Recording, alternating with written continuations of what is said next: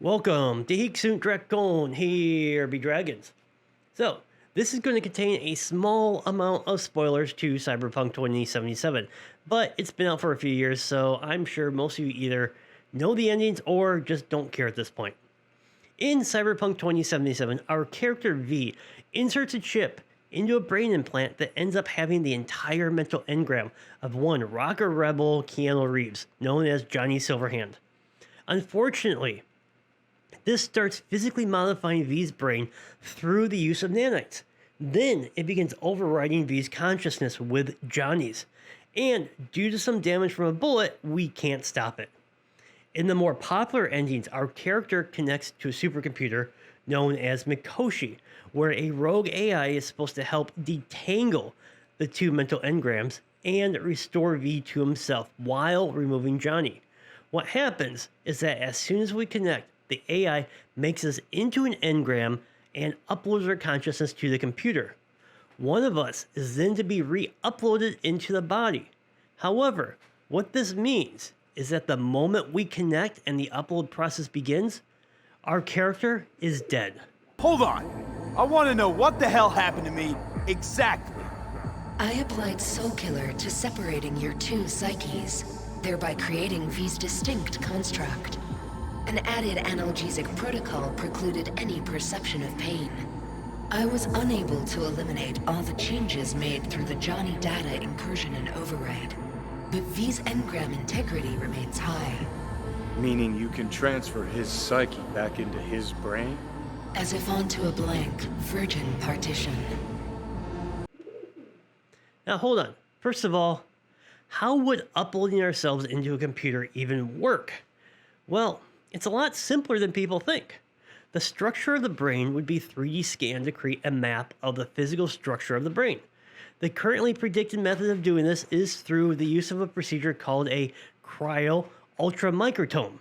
Essentially, the brain is cryogenically frozen, then fed through a very precise machine, which is basically a turkey slicer, which slices the brain into extremely thin slices, as close to the width of an atom as possible. These slices are then each scanned into a computer until the brain has been segmented and scanned, where it is then converted into a 3D model. This model is then loaded into a simulation of a biological system that runs on a supercomputer. Your virtual brain isn't computer code so much as it is a map of the physical layout of your brain that's stuck running within a simulation. You wouldn't be able to escape into the internet, at least not without taking the simulation with you. One big issue with this method is that the brain is destroyed, meaning that you not only die, but you get one chance to get it right. We have already done work in this, and so far a small portion of a rat's brain has been successfully simulated, which is quite an accomplishment and a big step towards uploading ourselves, while also being a questionable endeavor. This is the very process that would be used to create self-aware AIs. In fact, one possibility would be to use human engrams to power AI systems, rather than writing those from scratch. Imagine, you could die one day, then wake up to find out that you're now the permanent driver of a garbage truck, or rather, you are the garbage truck. So, how far away is this technology? Well, no one knows for sure, but the computing power required for it is about 20 to 30 years away. Now, don't give up hope yet either. It's theorized that increases in electronic scanning technology such as MRIs, fMRIs, and MEGs might increase to the level of allowing us to scan a brain without doing any damage. And this is where the ultimate goal of mind uploading lies. So, imagine we developed the technology to interface a brain with a computer. We're already making pretty big strides into doing just that. So, it is a given that it will happen at some point, hopefully sooner than later. We could then connect the simulation to the physical brain while using advanced MRI scanning to start slowly moving scans of a very small portion of the brain to the simulation, then disconnecting those scanned portions of the physical brain, forcing us to utilize the simulated portions. This could possibly be done in a slow enough way that we gradually upload ourselves while utilizing more and more of the simulation as our physical brain over time. This would in theory allow us to migrate to living in a computer without being killed or made into a copy.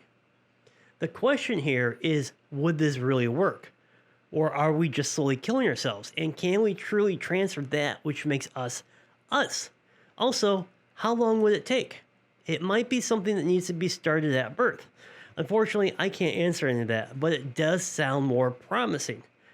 Anyways, it's something to think about. Now, if you enjoy this and you like the idea of, uploading yourself into a computer and want to kind of delve into it more, I highly recommend you read the audiobook, or listen to it rather, called Bobaverse.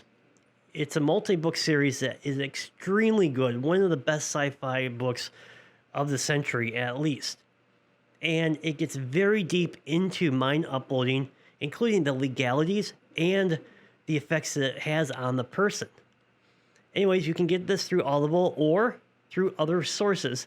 Anyways, check it out and have a great day.